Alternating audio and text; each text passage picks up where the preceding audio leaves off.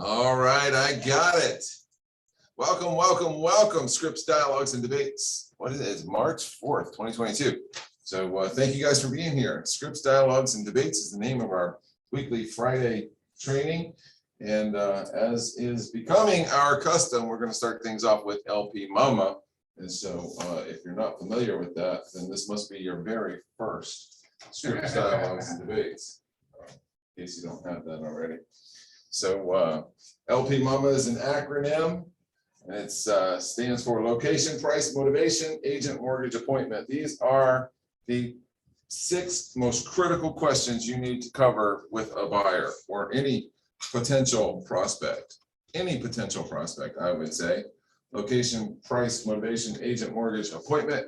So we're going to just talk about that for a minute, and then I'm going to tell you about a trick I learned the other day.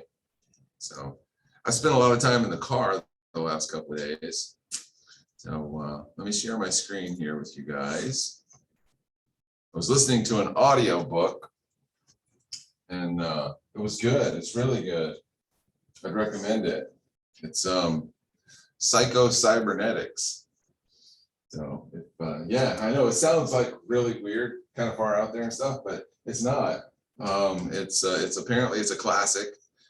It's called Psycho-Cybernetics. You should look it up, download it on Audible. That's what I did. It's really, really good. And so as soon as my screen loads here, I'm going to make a, one of those things. I'm going to link this to that. What does that mean? Another thing, if you link something to this, okay, well, as soon as my screen loads, I'm still looking at a blank screen here, you guys, so I apologize. Got to figure out a better way to do this. Open the door. Open the door. Give me a break. Open the door. Stacia is convinced the Wi-Fi signal is stuck behind the door.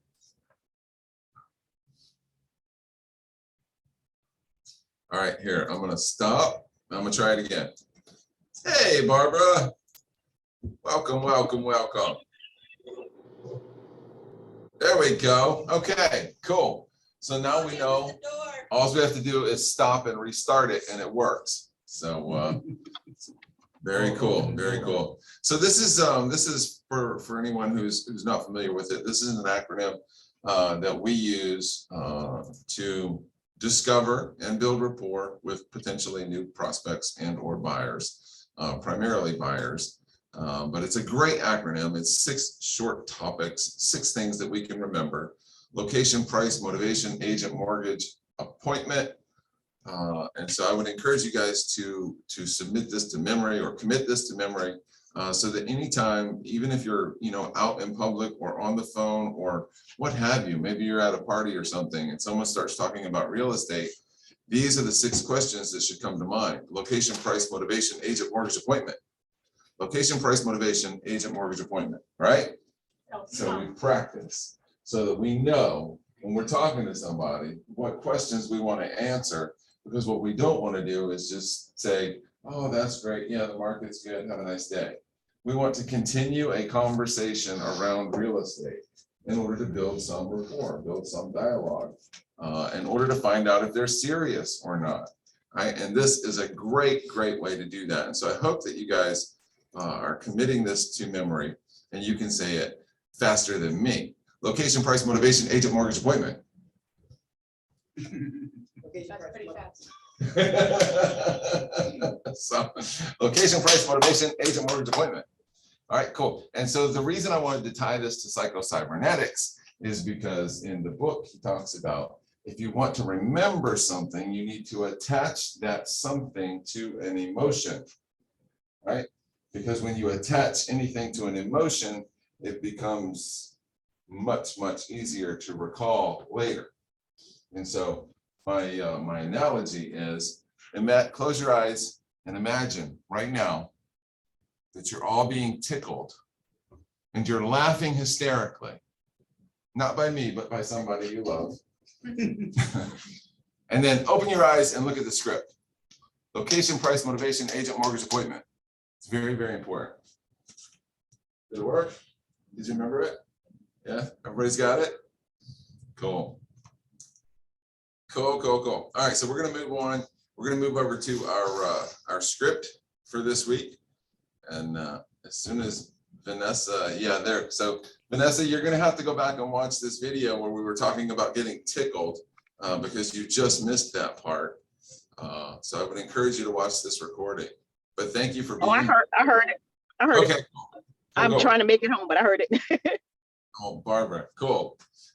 All right, so we're going to talk about how to turn your clients' negatives into positives. And this is page 30 of your PDF book. And this is the book that we're reviewing. It's Asking for Referrals by Joe Stumpf, 37 exact ways to ask for a referral and get it every time. And so this week, I think it might have been just yesterday, actually, a video came out that I want to share with you guys that is specifically tied to this subject. And I thought, oh man, that's perfect timing. So we're going to talk about how to make others feel good. We're going to talk about feel good referring you. And we're going to talk about how to turn your clients' negatives into positives.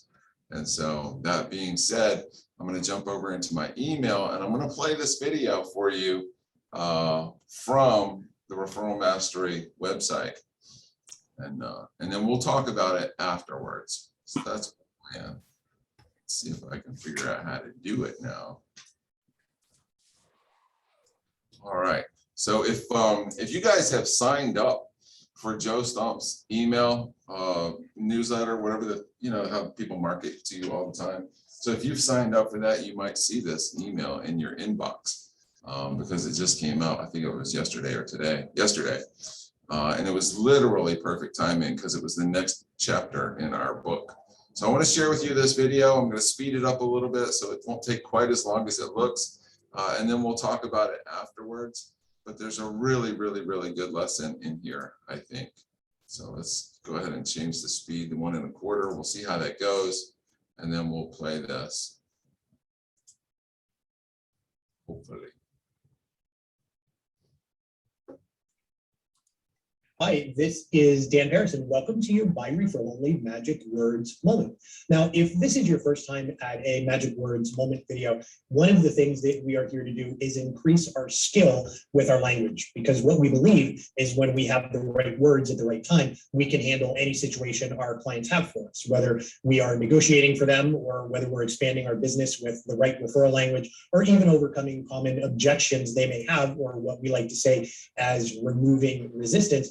We believe that the best way to handle all situations is with the language that we're in control of. So we get together here in the Magic Words Moments and we look at new skills of using language in ways that maybe we have never even thought of or seen before. Now, if you're already a member of By Referral Only and you've been on lots of Magic Words calls together, my commitment to you is even during this brief video, you are going to learn some things about some magic words that we have never talked about before. And part of the reason for that is we're going to talk about, I think, my favorite classification of magic words.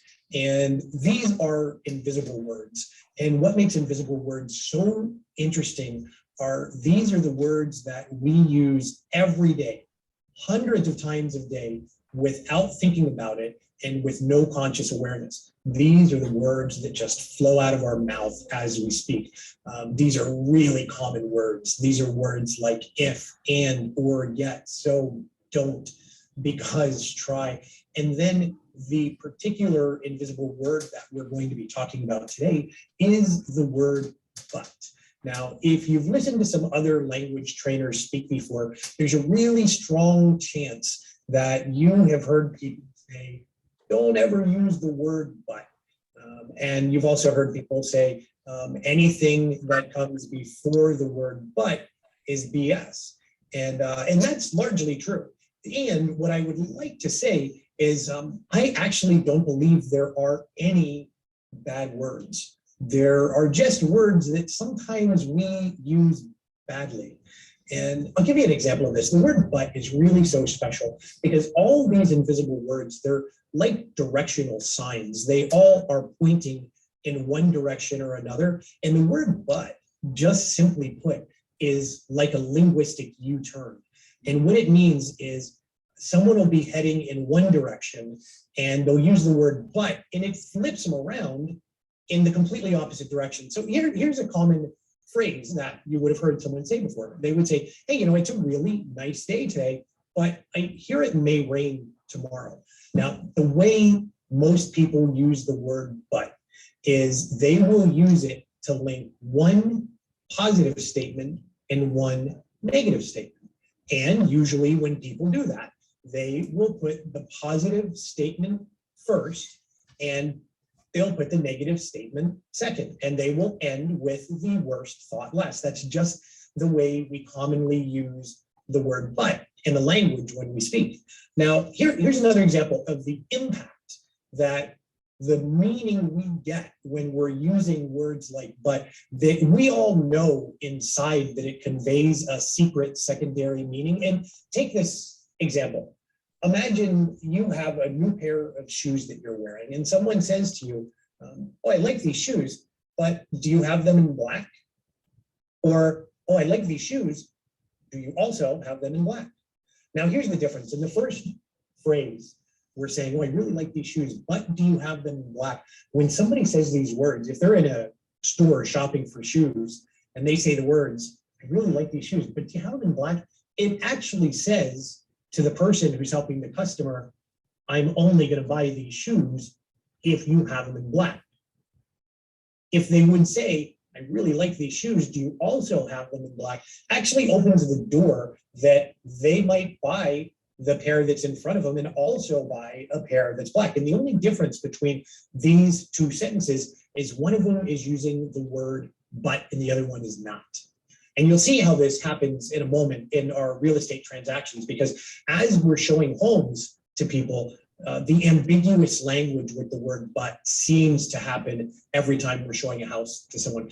And my rule of thumb is this: when you hear somebody use the word but, what I'm going to show you how to do right now is to use something we call the but flip.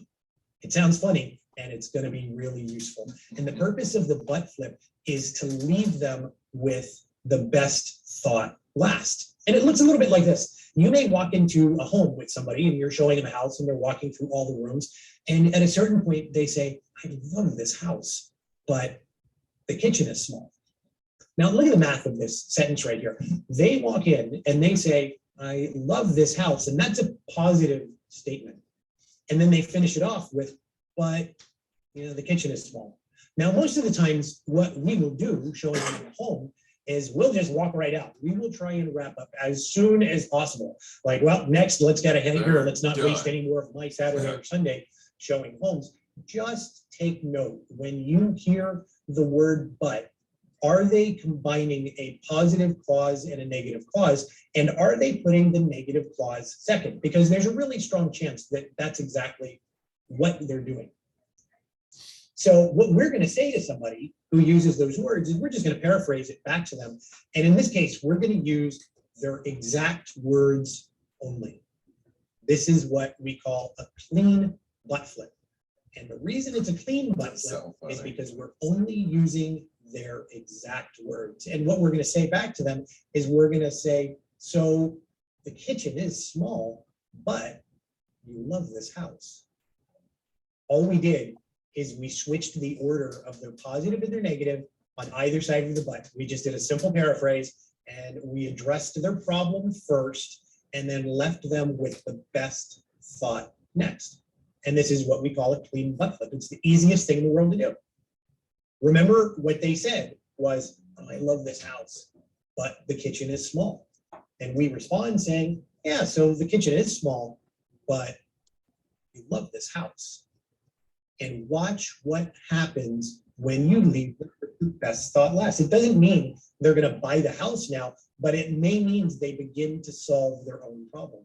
Now, if there's a clean butt flip, that also means there's a such thing as a dirty butt flip. Oh, damn. And the dirty butt flip is when, well, we do cheat a little bit and we don't just only use their exact words. So with a dirty butt flip, I may say, so yeah, the kitchen is kind of small, but you love this house.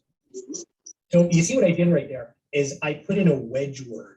And instead of them just saying, absolutely, the kitchen is small, I said, yeah, the kitchen is kind of small. And that's what makes that a dirty butt flip, is I added another word to give myself a strategic advantage. Now, that's not enough to sell a house, but it will open the door and find out if they're open to. Can I just pause for a second and say, we're gonna have so much fun practicing this on each other. The dirty butt flip. I love it. All right, it's almost over. To any solution at all. So if we really want to find out if they're open to a solution, I can just do that same dirty butt flip and say, yeah, so the kitchen is kind of small, but you do love this house. Let me ask you, do you love it enough to take down that half wall to combine the dining room and extend the kitchen? Now we're testing for a solution. So the kitchen is kind of small, but you love the house. Do you love it enough to take down this half wall, to combine the dining room and extend the kitchen?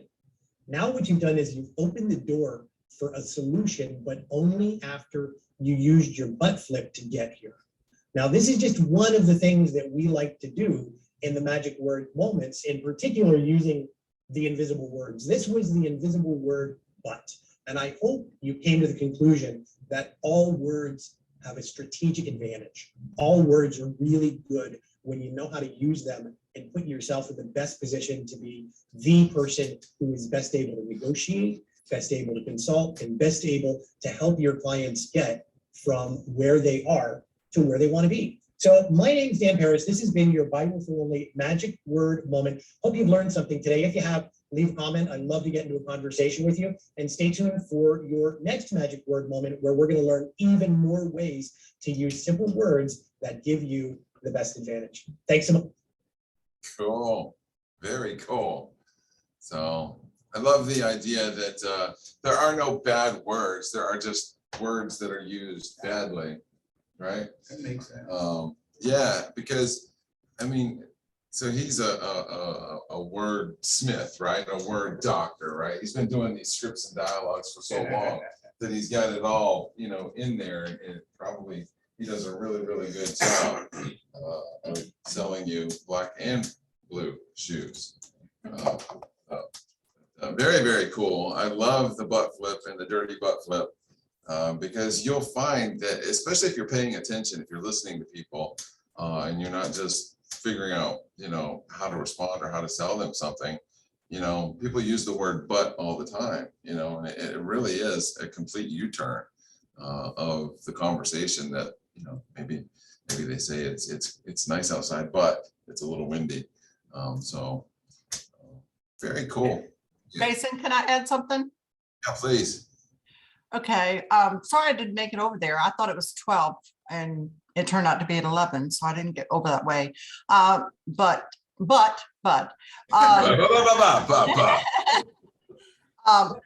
In regards to saying but, I read once, and it may have even been in his book, that instead of saying but, use the word and. So like I could have just said that. I'm sorry, I wasn't over there at 12. It turned out to be 11. And therefore I couldn't make it. Yeah, Right. so Right. replace the word but with and. And I find myself a lot of times when I'm with a client, I'll start to say but, and then I say and, because in most of the cases, it still works. It's two thoughts put together, but you're not like putting that negative comment in there by using the word but. Good Love morning, it. everybody. Or yeah, good morning. Yeah, I Good love morning. it. And I love, you know, taking the negative and flipping it around so that they leave with the positive thought being blast. So your buyers and sellers can get confused. We really want to buy a house, but we're not sure we're ready. I really feel like I'd like to own a home, but I can't afford it. And so how are some ways that you might turn that around for them? So here's the secret to turning these mixed feelings around in your favor. You flip the parts of the sentence before and after, but because you never want people to end on a feeling that you want them to avoid. That's because the last thing they say is what goes into their unconscious. So when somebody says, I really feel like we should own a home, but I don't feel like we can afford it, you say to them, so what I hear you saying is you feel that you can't afford it, but you really feel like you'd like to own a home. So we flipped it, basically, leaving them, ending with the emotion or the feeling that we want them to have, and not the one that we don't want them to have. So always leave people with the feeling they want to move towards versus the feeling they're trying to avoid. You'll notice the opportunity to flip the but on its head in almost every conversation, and the people that you're communicating with will hardly even notice it.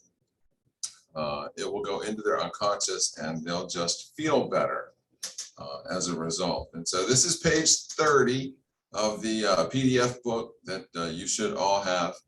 And of course, we have the actual printed version here in the office if you'd like to check one out. So obviously you can go into a little more detail here in the book. And I just thought the video and the book tied together so perfectly this week that they really made my job easy.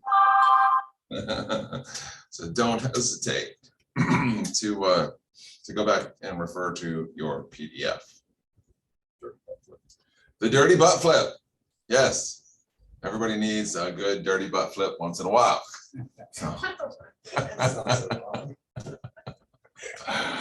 Oh my gosh, you guys crack me up.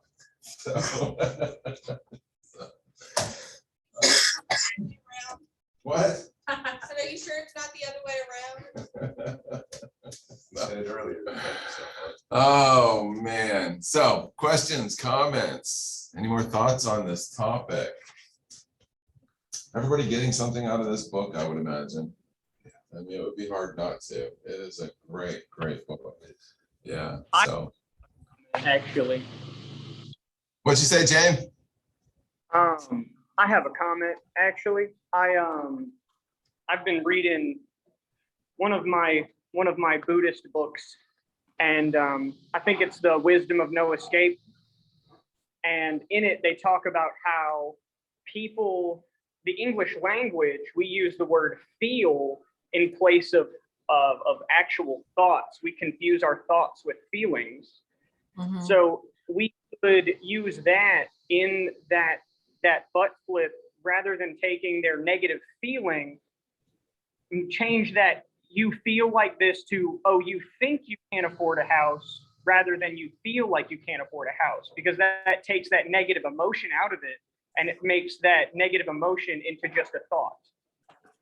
I love that. Yeah, I love that, Yeah. because thought is so much more shallow than feeling. Feeling is emotional, it's internal, it's inside, but a thought is just a thought. So that's a great, great comment. Yeah, love that. Well, and people buy on feelings also. It's, they fall in love, they have the feeling, they fall in love, and then they buy. That's They right. talk themselves into it. Their thoughts then talk themselves into that emotion. Mhm. True. Mhm. Love that. Yep. Anybody else? No? Okay. Very good. Very good. Well, again, I want to remind everyone tomorrow from 12 to 3 to be here or be square. We're gonna have balloons. We're gonna have cake. We're gonna have food, Mexican food, from Guad's right down the street, and it's gonna be fun. We're gonna have music and maybe a little dance party. So it'll be a good time for everybody. I hope to see you here tomorrow, 12 to 3. Watch for tonight's TGIF. It's gonna be a special edition. All right. Shit, what am I gonna do? So, special edition of the TGIF tonight. So yeah. Now I'm on the hook. So, all right, gang. If there are no further comments, I will let you go. But this is always fun. So thank you for showing up. I appreciate it. Hopefully you get Jason, can I say something for a minute? Yes. I was driving when it started. So when you said Vanessa, I forgot there was a Vanessa. I'm not gonna say, but I forgot there was a Vanessa, and I'm like, I'm answering. They're not even talking to me. Station put my name out there for Vanessa, so I was like, oh my goodness, I thought you was talking to me. So anyway. No, that's all good. You were actually here for my little joke, and I think Vanessa missed my little joke. Yeah, I was just telling her to go back and watch the recording of this so that yeah, she yeah, visualize herself being tickled, you know. So, yeah. yeah. So I must have so that missed you that. never ever forget. Location, Yeah. price, motivation, agent, mortgage, appointment. So very, very important, you guys. This is, I think you will appreciate this forever and ever in your career. Barbara, I want to tell you, I love your reels. Oh, thank you, thank Yeah. you. Love your Thank you. reels. Mhm. Thank Barbara you. has got the best online presence of You do. any of us, I think. Thank you. Yeah. She is Thank you. so I'm working on it. comfortable. I'm working on it. I got my Vanessa character getting ready to come up with one. That's why I answered Vanessa. It's like, I guess she was in my mind. But anyway, I'm gonna take it. I'm gonna run with it. That is too funny, too funny. Well, thank you guys. We'll let you go. Have a great day. We'll see you tomorrow. Bye.